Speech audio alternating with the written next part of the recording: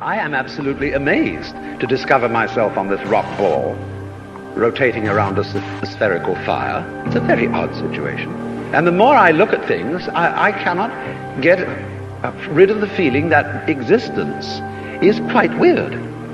But you see, I don't know what question to ask when I wonder about the universe. It isn't a question that I'm wondering about, it's a feeling that I have. Because I cannot formulate the question that is my wonder. The moment my mouth opens to utter it, I suddenly find I'm talking nonsense.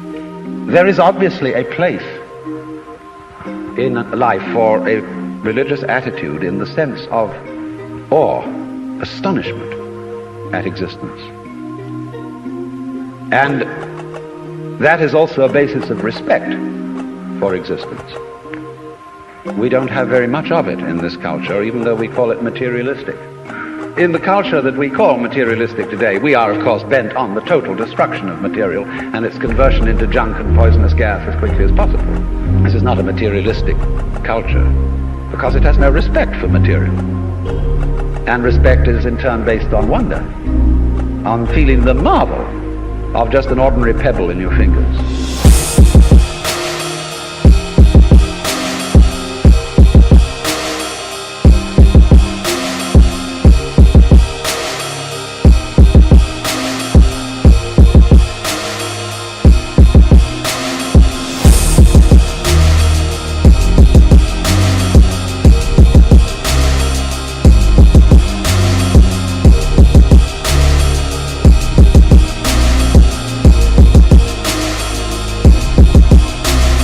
You see, it depends on what kind of attitude you want to take to the world. If you want to put the world down, you say, oh well, fundamentally it's only just a lot of geology. It's a stupidity. And it so happens that a kind of a freak comes up in it which we call consciousness. And that's an attitude that you take when you want to prove to people that you're a tough guy, that you're realistic, that you face facts, and that you don't indulge in wishful thinking.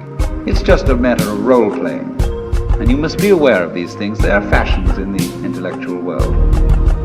On the other hand, if you feel warm-hearted towards the universe, you put it up instead of putting it down. What they want to do is to say everything is kind of bleh. Whereas what I want to say is, hooray, life is a good show.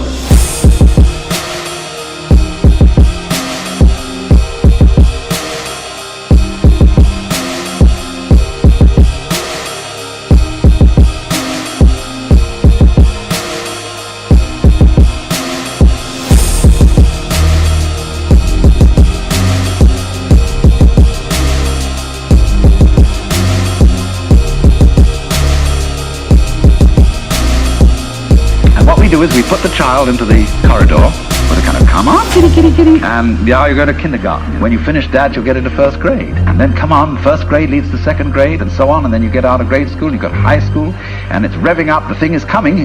Then you're going to go to college, and all the time, the thing is coming. It's coming, that great thing. Then when you wake up one day about 40 years old, you say, my God, I've arrived, I'm there. And you don't feel very different from what you always felt. And there's a slight letdown because you feel there's a hoax. And there was a hoax, a dreadful hoax. They made you miss everything.